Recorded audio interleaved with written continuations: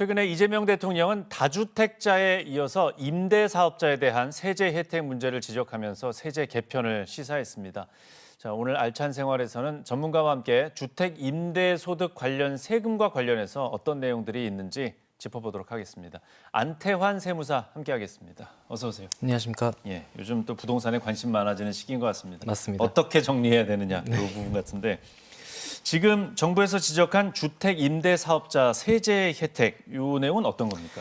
네, 우선은 이 내용의 쟁점은 다주택자의 양도소득세 중과세가 쟁점이 됩니다. 그래서 네. 조정 대상 지역 내에 다주택을 보유하고 있는 경우에는 해당 주택을 팔 때 주택 수에 따라서 양도소득세가 중과가 되는데요. 중과는 기본세율의 20%에서 30%를 더 가산해서 과세하는 것을 중과한다고 이야기를 합니다. 네. 그래서 이번에 정부에서 지적한 내용은 주택 임대 사업자가 지자체에 등록을 하게 되면은 등록 임대주택이 되고 임대료 증가율 등을 요 일정 요건을 충족을 하게 되면은 요 중과에서 배제를 해주고 있거든요. 근데 이게 임대 기간이 끝나고 기한의 정함이 없이 계속해서 거의 영구적으로 해주다 보니까 네. 영구적으로는 좀 문제가 있다라고 해서 임대 기간이 끝나고 일정 기간 동안만 중과를 배제하는 걸로 논의하고 있는 내용입니다. 예, 이게 조정 대상 지역은 보통 이제 서울하고 경기도 일부 지역이죠. 맞습니다. 인천 빼고. 네네.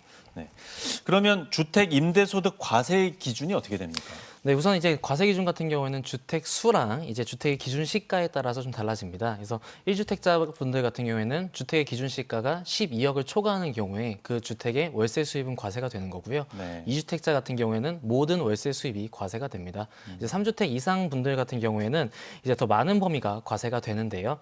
모든 월세 수입이 과세가 되고 13평 이상 그리고 기준 시가 2억을 초과하는 주택을 3채 이상 보유하고 보증금이나 전세 보증금이 3억을 초과하는 경우에는 그 보증금과 전세금에 대해서도 과세를 합니다. 예. 이때 주택 수는 부부 합산으로 계산을 하게 됩니다. 네, 우리 집에 몇 채인가 이렇게 보면 될 것 네, 같습니다. 그렇게 생각하시면 될 것 같습니다. 예. 주택 임대 사업 신고 대상은 어떻게 됩니까? 네, 앞서 말씀드린 것처럼 주택 수에 따라서 과세 대상이 산정이 되게 되고요. 그렇게 된 주택 임대 사업자분들은 우선 5월 달에 종합소득세 신고를 하셔야 되는 겁니다. 근데 일단 우선은 그 전에 사업장 현황 신고를 해야 되는데요. 주택 임대 사업 같은 경우에는 부가가치세법상 면세 사업이기 때문에 부가가치세 신고를 별도로 하진 않습니다. 다만 네. 매년 2월 달에 사업장 현황 신고를 하셔야 하고 이 사업장 현황 신고한 소득에 대해서 5월 달에 종합소득세 신고를 진행하셔야 됩니다. 이때는 이제 홈택스를 통해서 간단하게 진행하실 수 있는 부분이고요.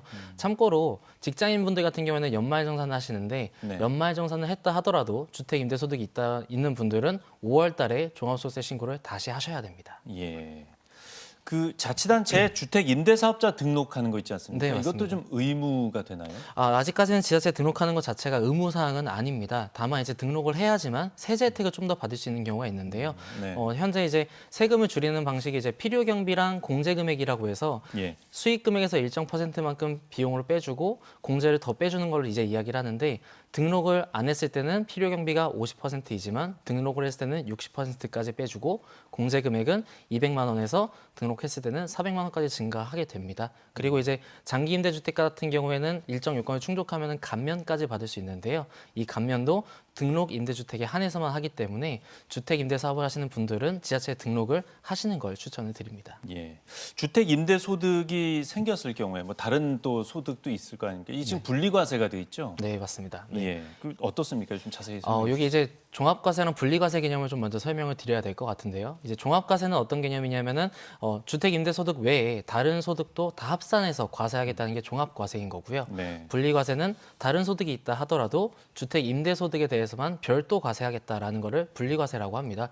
하지만 이제 모든 주택 임대 사업자 분들이 분리과세를 선택할 수 있는 건 아니고요. 네. 연간 주택 임대 수입 금액이 2천만 원 이하여야지만 분리과세를 선택할 수 있게 됩니다. 그래서 네. 만약에 이제 종합과세가 아니라 분리과세를 하게 되면 차이가 어떤 거냐면은 종합과세는 기본세율이 6%부터 45%까지 적용을 받지만 분리과세를 하게 되면은 14% 단위세율을 적용하게 됩니다. 네. 그래서 요거를 이제 유불리를 어떻게 판단하시는지는 이렇게 생각하시면 좋을 것 같은데 본인이 주택임대소득 외에 다른 소득이 있고 그 소득을 다 합친 수입금액에서 필요경비나 이런 걸 다 뺀 과세 표준이 1,400만 원이 안 된다라고 1,400만 원 이하라고 하면 종합과세가 좀 더 유리합니다. 왜냐하면 1,400만 원까지는 종합소득세 6%가 적용되기 때문에 그래도 예. 유리하게 된 거고요.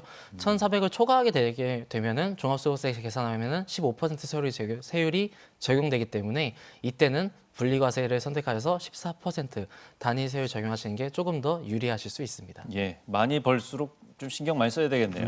예, 그 월세 없이 전세 보증금만 받는 경우도 있지 않습니까? 네, 이럴 때는 맞습니다. 어떻습니까? 네, 아까도 말씀드린 이제 과세 기준에는 좀 같이 보면 좋을 것 같은데요. 이제 2주택까지는 전세 보증금에 대해서도 과세를 하지 않습니다.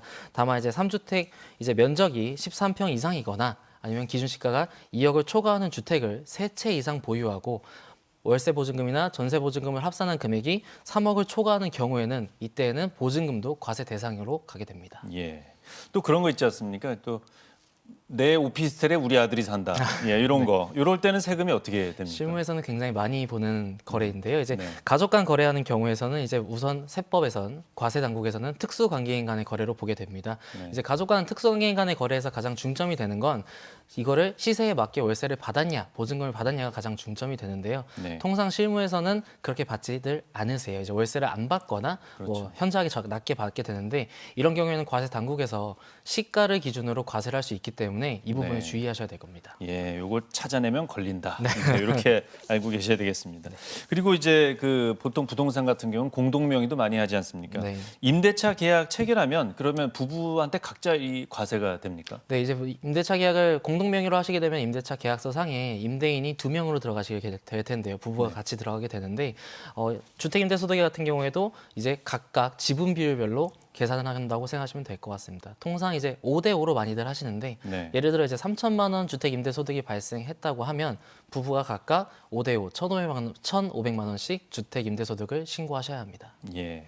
그리고 이제 보통 부동산 임대소득은 은퇴하신 분들이나 이제 그렇죠. 직장이 이제 없는 이제 프리랜서 같은 경우가 좀 많이 있는 것 같은데 네. 이럴 때 임대소득이 있을 경우에 건강보험료한테 좀 그 영향을 좀 주지 않습니까? 네, 그건 맞습니다. 어떻습니까? 이제 아무래도 건강보험 같은 경우에는 이제 가입자를 두 개의 분류로 나누고 있는데요. 직장 가입자와 지역 가입자로 나뉘고 있습니다. 직장 가입자는 말 그대로 이제 직장을 다니시는 분들, 네. 지역 가입자는 직장을 다니지 않는 분들을 이야기를 하는데 이제 은퇴자나 프리랜서 분들 같은 경우는 기본적으로 지역 가입자로 분류가 됩니다. 예. 이게 가장 큰 차이가 뭐냐면 직장 가입자는 월급에 대해서만 건강보험료를 내지만 네. 지역 가입자는 소득과 재산까지 봐서 건강보험료가 부담이 됩니다.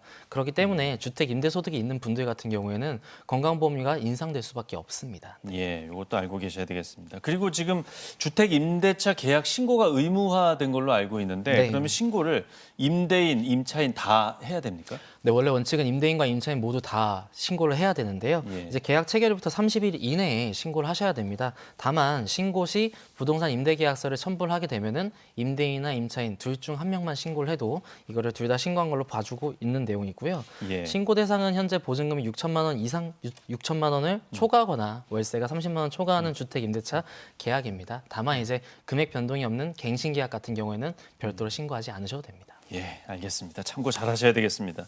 네, 오늘 내용 잘 들었습니다. 네. 고맙습니다. 감사합니다.